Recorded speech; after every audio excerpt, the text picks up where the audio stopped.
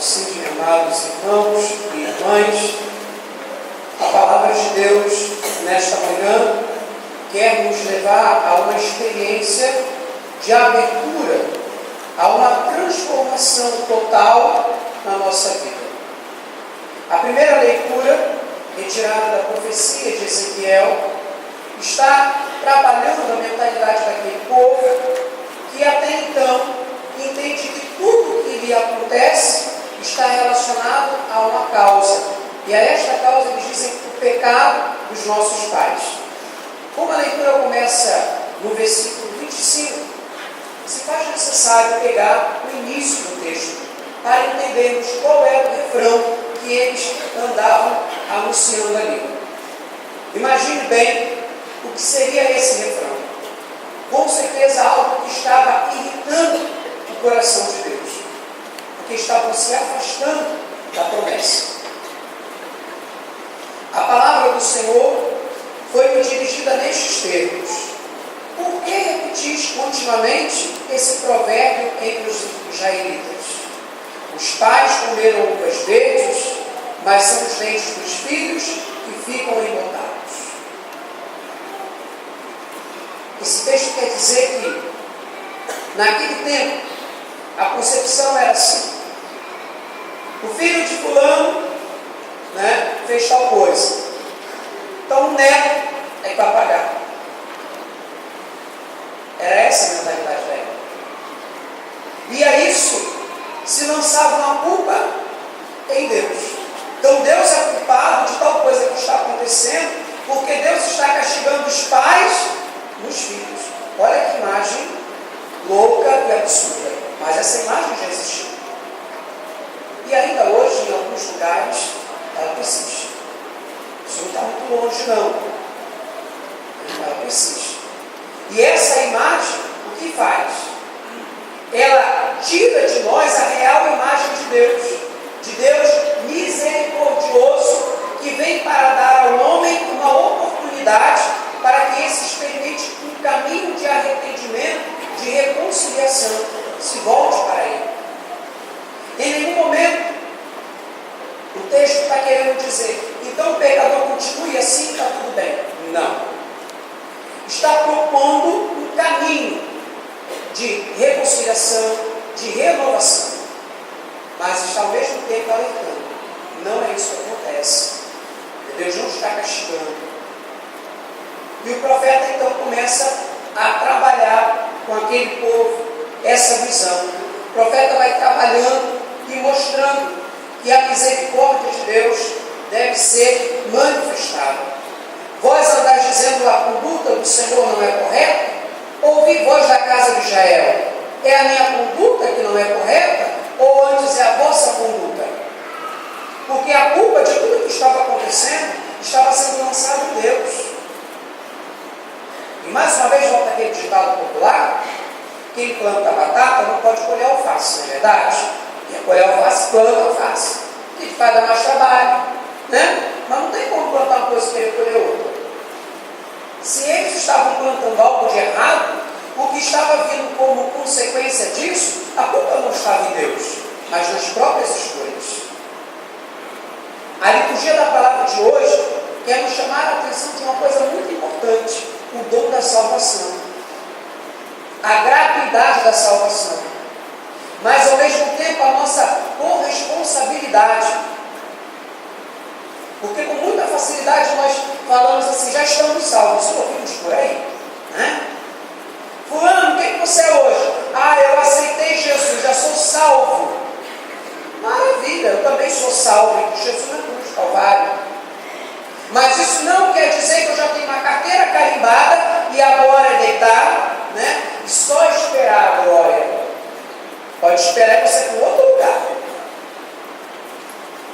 Porque se você fica esperando somente, você não age de acordo com alguém que recebeu o projeto de Deus. Quem se sente completamente preenchido por Deus, quem se sente resgatado pelo sangue de Jesus, precisa ter uma nova conduta. Não pode mais continuar nas coisas passadas. porque com isso vai se afastando cada vez mais da presença do Senhor. E aquilo que é a gratuidade de Deus, corremos o risco de lançar ralo abaixo. Porque então começamos a ceder aqui e acolá. Já não nos guiamos mais pelos caminhos do Senhor, mas vamos nos guiando segundo o nosso pensamento, segundo o nosso querer. E quando nos damos conta, perdemos a salvação. E o Evangelho vem para dizer justamente isso. O Evangelho é a resposta hoje, ao mesmo tempo, da primeira letra. Jesus disse aos sacerdotes e anciãos do povo: que vos parece? Um homem tinha 2 filhos. Dirigindo-se ao primeiro, ele disse: filho, vai trabalhar hoje na minha vida. O filho respondeu: não quero, mas depois mudou de opinião e foi. O pai dirigiu-se ao outro filho e disse a mesma coisa. Este respondeu: sim, Senhor, eu vou, mas não foi. Qual dos dois fez a vontade do pai?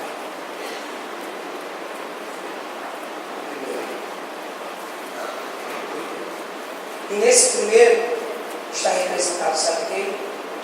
Eu e você. Eu e você.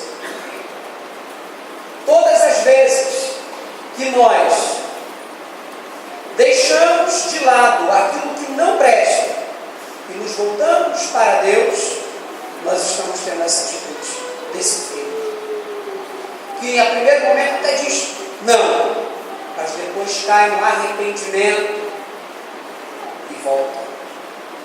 É similar ao que acontece com cada um de nós na confissão. Quando buscamos a face de Deus, quando queremos endireitar o nosso caminho e dizer: não quero mais essa situação, não quero mais viver assim, porque eu quero viver a vida de Deus. E aquele segundo filho é representado, está representando aquelas pessoas que já se dizem salvas e não querem caminhar na direção de Deus. Jesus estava chamando a atenção daqueles grandes do povo que se achavam os detentores da salvação, os detentores da herança de Abraão, mas não quiseram abraçar a vida nova em Cristo. Nós, queridos irmãos e irmãs, com muita frequência corremos esse risco. Por isso precisamos estar atentos para não cedermos. Porque com isso, o Evangelho quer dizer: sabe aquelas pessoas que estão lá fora? Sabe aquelas prostitutas que não ouviram falar do Senhor? Elas, a partir do momento que elas se arrependeram, elas nos perseguem no reino dos céus. Isso quer nos alertar, porque corremos o risco de enchermos a boca para falar para todo mundo: estou dentro da igreja, estou na missa todo domingo, todo dia, e naquele grande dia ficarmos de fora. Ficarmos de fora. Porque não buscamos ter uma vida coerente com a vontade do Senhor. Porque não buscamos ter uma vida coerente com a palavra do Senhor. Já nos preparando para a liturgia da palavra, a igreja colocava ali algo muito simples, né? Que não sejamos meros ouvintes da palavra, mas sim praticantes. Que essa palavra possa ecoar no nosso coração e nos despertar para a necessidade de compreendermos o que Deus quer, o que Deus espera de nós. Porque com certeza o que Deus sonha para nós é algo muito bom, é algo nobre e é bom. Mas é um dom que exige de nós uma abertura, uma participação. E assim nós vamos entendendo pouco a pouco que já estamos experimentando um pouquinho da intimidade com Deus aqui na terra. A igreja ela não vem para nos alienar.